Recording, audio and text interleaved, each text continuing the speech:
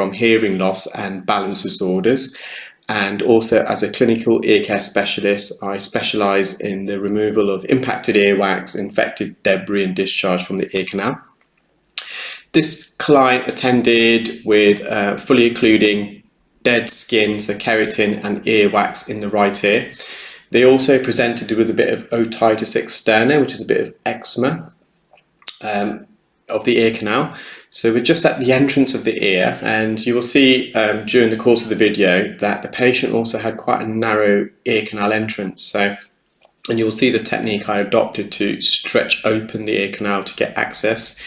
We're just at the entrance of the ear canal, so we're quite lateral. You can see there's a bit of dead skin here. They had been using some hydrogen peroxide drops, and that type of drops can turn wax and dead skin into a mushy consistency. So I'm just using the Zollner suction probes to see if I can loosen this and elevate it from the posterior canal wall. But the wax was just a bit, the consistency wasn't right for suction at this stage. So I've gone in with an ear hook and I'm just trying to get in behind. You can see it is quite mushy, and for that reason it's just dissected it, it's just cut through, so it's not really removing it. So I believe now I'm going to use a Jobson horn, and it is a bit of a tight squeeze at the entrance, but we'll manage to get a bigger piece out there. And you can see it is just how mushy it is. Some of it has stuck to the base of the ear canal.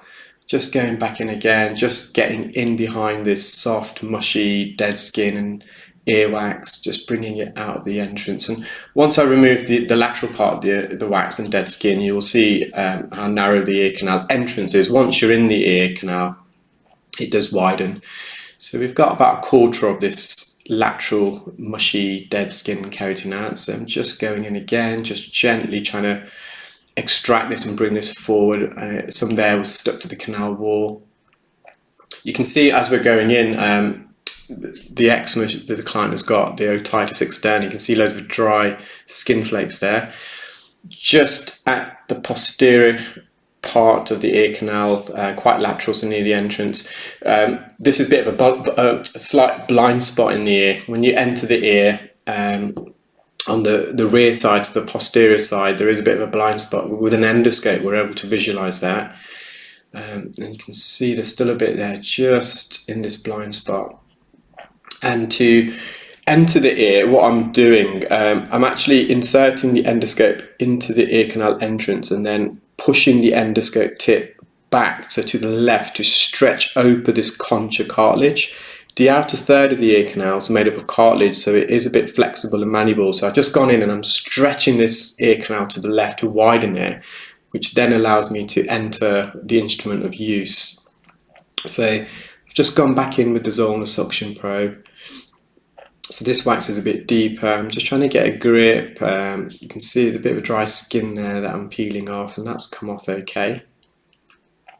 Again, I've just entered the ear, stretching it open. It's almost like a crowbar effect. We're really widening the ear canal so we can get insertion of the instrument. So for anyone who doesn't know how this procedure is performed, in my left hand, I'm holding the iClearScope, which is our wireless ottoendoscope device, and I'm holding the instrument of use in my right hand. So we're in the ear with both hands.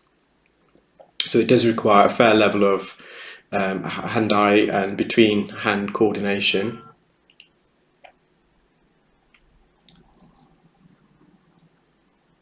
Again, you can see this bit of skin just to the right and to the top of the ear canal, so I'm just trying to bring down.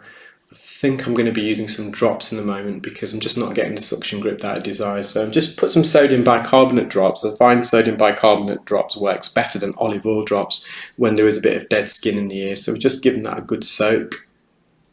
After we've put the drops in, I do drain the ear because it can get a bit blurry, and you'll see that in a moment. So you can just see how the drops has changed the consistency. So the tip of the endoscope got a bit blurry with the drops, so I've just come out, giving that a wipe using an alka wipe, and again, just at the entrance, it's a bit blurry still, so I'm just vacuuming some of this fluid that didn't drain out naturally because the client has got a bit of a narrow entrance. Not all of the drops can drain, so just gone back in, vacuumed it, going in with the endoscope, stretching it open so I can get access, and you can see it does peel off a bit easier now.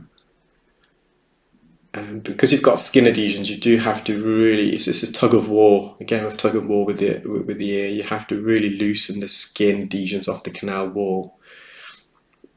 The skin that lines the ear canal, I kind of compare it to a snake skin. It sheds and it then naturally migrates. I think in the case of the snake wriggles out of the dead skin. In the case of the ear, the skin sheds, but the skin itself comes out of the ear.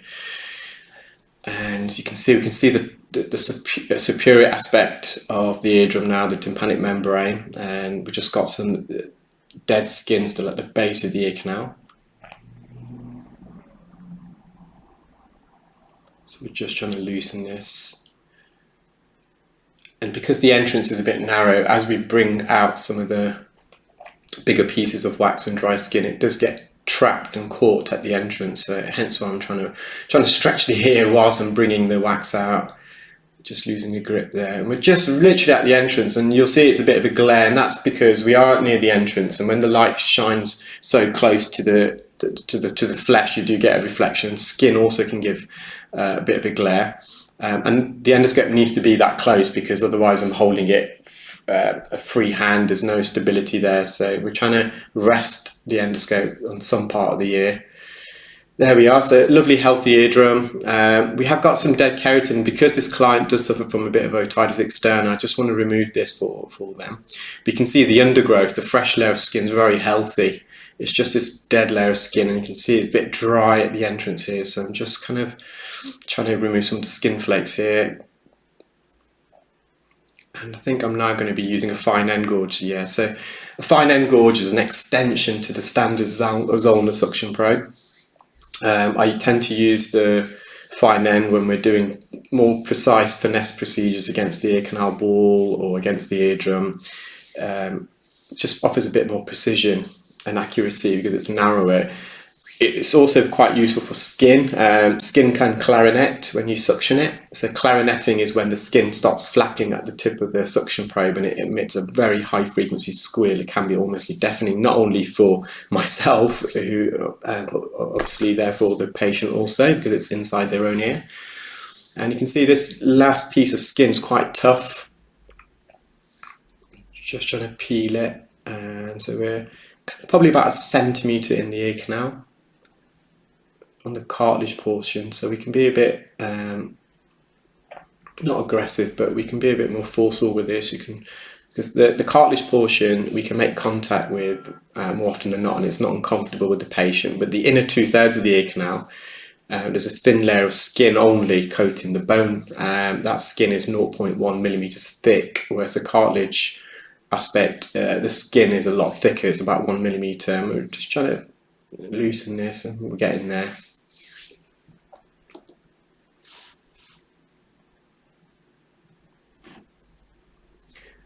There we are. I think we're just about there now.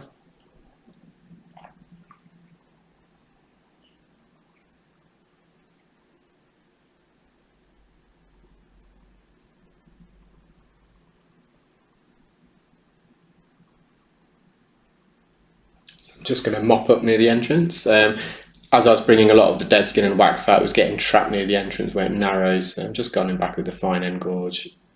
And there's all the contents.